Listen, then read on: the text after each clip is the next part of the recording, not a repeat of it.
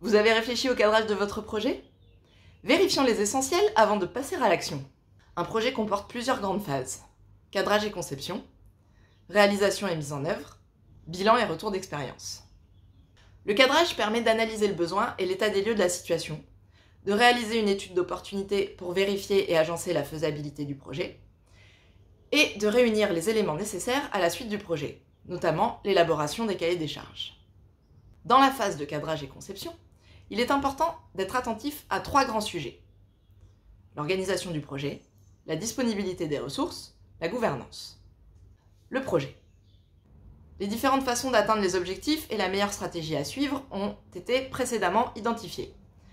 Celle-ci doit désormais se décliner en plan d'action détaillé. Il s'agit d'énumérer toutes les étapes qu'il compose, chaque sous-projet et chaque tâche, puis d'évaluer leur durée estimée, une marge de manœuvre pour tenir compte des aléas prévisibles et les dépendances qui existent entre elles. Ensuite, il suffit de les planifier dans un outil de gestion de projet simple à utiliser. Il peut être utile de travailler en arrière, en rétro-planning, à partir de l'échéance finale. Chaque tâche doit ensuite être assignée à un responsable, ce qui induit que le planning prévisionnel tienne compte de la disponibilité des personnes impliquées, équipe projet, experts ou bénéficiaires sollicités. Les bénéficiaires participent notamment à la définition du besoin, puis aux réunions de validation des jalons du projet. Les ressources. Il est important d'évaluer que les ressources sont suffisantes et de vérifier qu'elles sont disponibles quand il y en a besoin.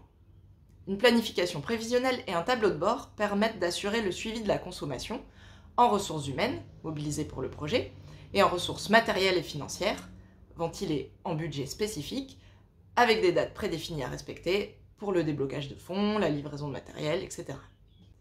La gouvernance. La gouvernance est essentielle à la réussite du projet, parce qu'elle précise les rôles et responsabilités de chacun, les outils, processus et règles qui régentent le projet, la gestion des risques et la communication, et les critères de décision, de suivi et d'évaluation. L'environnement doit être favorable, une culture projet existe dans l'organisation, la structure projet est formalisée et connue de tous, et l'équipe est formée à la méthode de conduite de projet utilisée, phase, outils, livrables. Les différents acteurs du projet sont motivés par sa réussite et les responsabilités de chacun sont précisées. Il y a un sponsor qui soutient le projet auprès des instances de direction. Le comité de pilotage prend rapidement les décisions et arbitrages de son niveau de responsabilité. Le projet ne donne pas lieu à des conflits d'intérêts ou de personnes. L'équipe projet présente un faible turnover. Le chef de projet est reconnu pour ses compétences par les membres de l'équipe et les bénéficiaires. Il connaît bien le type de projet qui lui est confié et le pilote depuis son lancement. Les experts et bénéficiaires sont disponibles pour être mobilisés si besoin.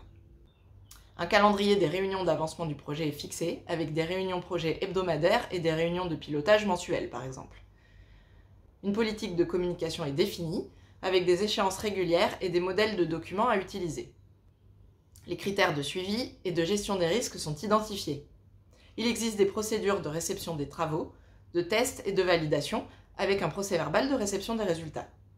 Enfin, il est prévu un bilan de fin de projet et un retour d'expérience avec les représentants des différentes catégories d'acteurs.